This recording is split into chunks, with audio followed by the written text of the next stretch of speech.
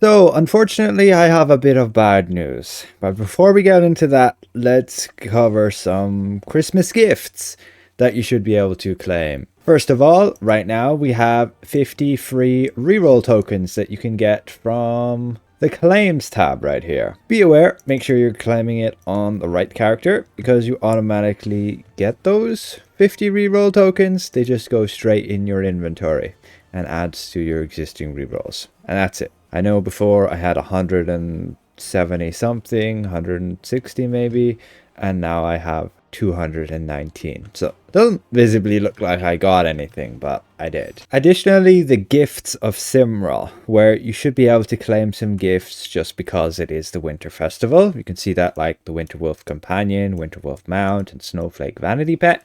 You should be able to all obtain those up until January the 4th. The thing is, if you've already claimed them ever whilst playing the game, you cannot claim them again on your account except the mount. So if you have ever before claimed it, you may not find it on the Zen market, which I can't either. I can't find the Snowflake, I can't find the Companion.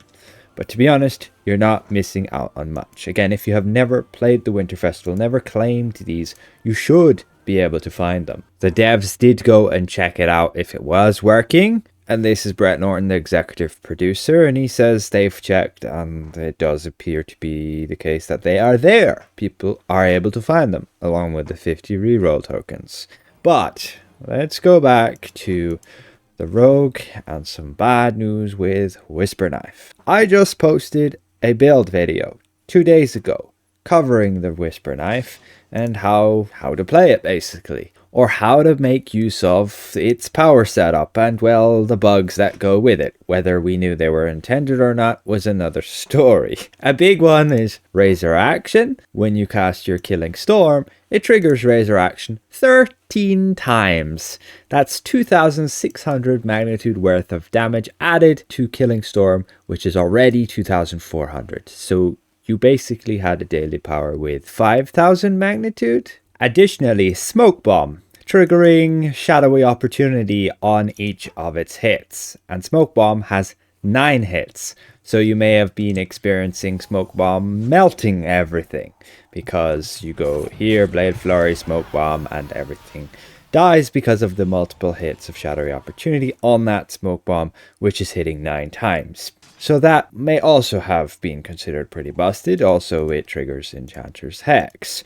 So 9 times. That's 9 times 250 magnitude. You have an encounter power with over 3,000 magnitude then. Yeah, maybe a little bit busted. So, unfortunately, these things will be getting looked at. This again is from Brett Norton, and it's just in today. Razor Action will not trigger on every hit of Killing Storm anymore, only once per daily. Smoke Bomb, they're looking at reworking it so it will have a lower cooldown. It would have 15 seconds instead of 22 seconds. The duration will be 3 seconds instead of the 6 seconds it is now, and the hit rate will be 4 instead of 9. They're basically doing like they did to Path of Blades. This is, in my opinion, just unfortunate. Additionally, Vengeance Pursuit. Again, exactly what I was using in my build. You would use Vengeance Pursuit to get your stealth back after you had, let's say, drained it all. So let's say we used our powers here and then we wanted to get stealth back before going into the next group of enemies. You'd use Vengeance Pursuit. And the reason you'd use it is because it could trigger stealth 3 times this feat.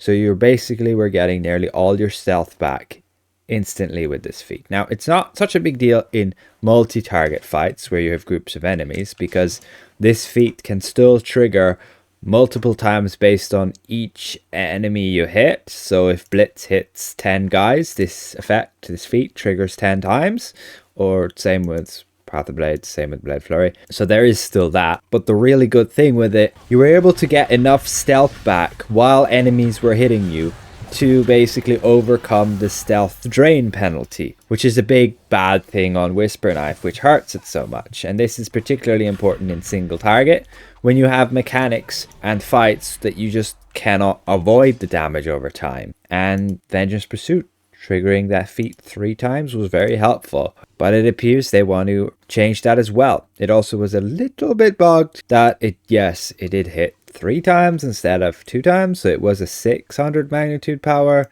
So they'll be changing that too. So they're basically, announcing a whole bunch of nerfs they plan for Whisperknife. You're definitely going to have to change things up a bit. I mean, Smoke Bomb will still be good in multi-target fights with your Shadowy Opportunity. Same with Path of the Blades like it is in the Moon Dancer.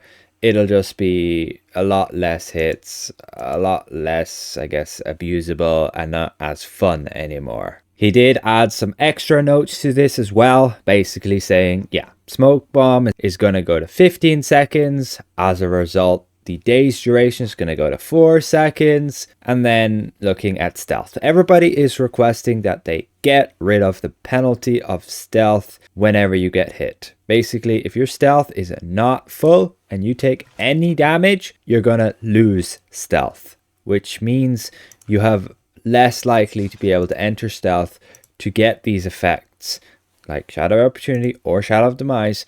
Thus you're losing out on substantial damage because Whisperknife heavily relies on both of these abilities. Again, you can read through that for yourself. It's a bit of his reasoning why they want to change it up.